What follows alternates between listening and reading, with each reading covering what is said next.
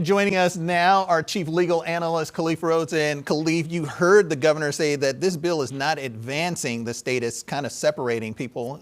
What's your thoughts when you started looking at this? I think advancement's in the eye of the beholder. If you're on the Republican side of the aisle, you're the GOP, you're listening to what Destin Hall said, that this is something that the Democrats have fought, that they've tapped in to radical left-wing type of ideologies, and this is something that is hurting our state. On the other side, you have Governor Stein that's saying this is dividing and pushing us apart. It really just depends on who's looking at it and who's asking for the changes and who's asking for it to not change it. So it's a coin flip, I would say, depending on the person and not just where they stand politically, but how it affects them individually. And so that's something that we'll have to see how this plays out down the road. But right now, I'd say that it's probably pulling us apart more than bringing us together as a whole. And if you go into each individual silos, and you could talk about the impact on each individual party and the individuals that are inside the parties.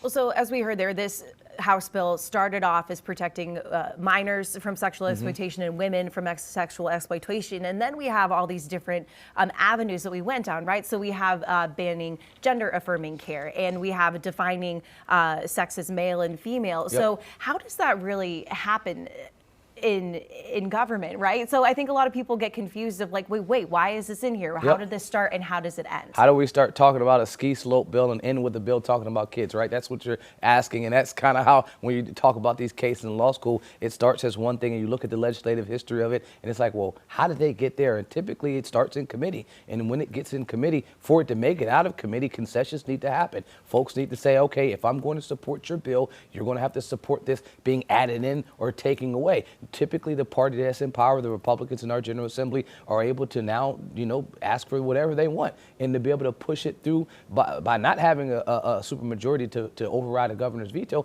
by working across the aisle to be able to say, we don't have a supermajority, but let's go work on other votes. That's how you get it. You start stacking things on there. Well, I want this if you want me to support it. You need to add this if you want me to support it. So by the time you get to that final ratified bill, it's a lot of additions to the one thing that folks were trying to get. And that's why you had the Democrats pushing back once they added this last portion. But North Carolina isn't the first state to do this. We're the 18th state to do this. There are a number of other states that have already implemented this same type of thought process. And it follows what the president has already said. President Trump has done this on the national level by way of executive order in terms of the two different genders. And so I think this is the North Carolina saying that we're going to step in line and be supportive of what President Trump is wanting to do in terms of with his administration on the national, just bringing this down to the state and the local level. But Khalif, where does it start? We don't know where it stops, but I know that there could be things that are added on.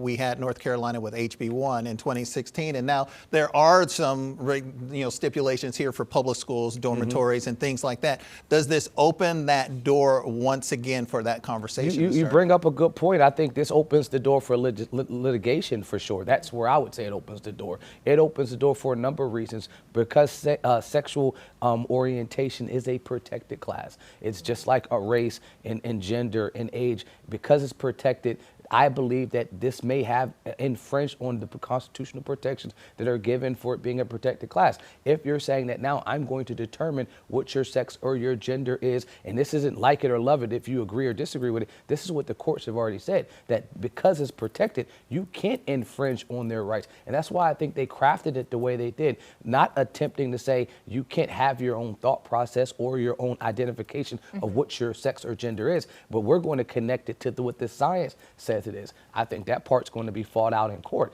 and say you have one thought process on what my belief is and what my identification is, and the other process is what the science is supporting, what your gender at birth was, and those two are going to come at head, and I think it will end up in court ultimately.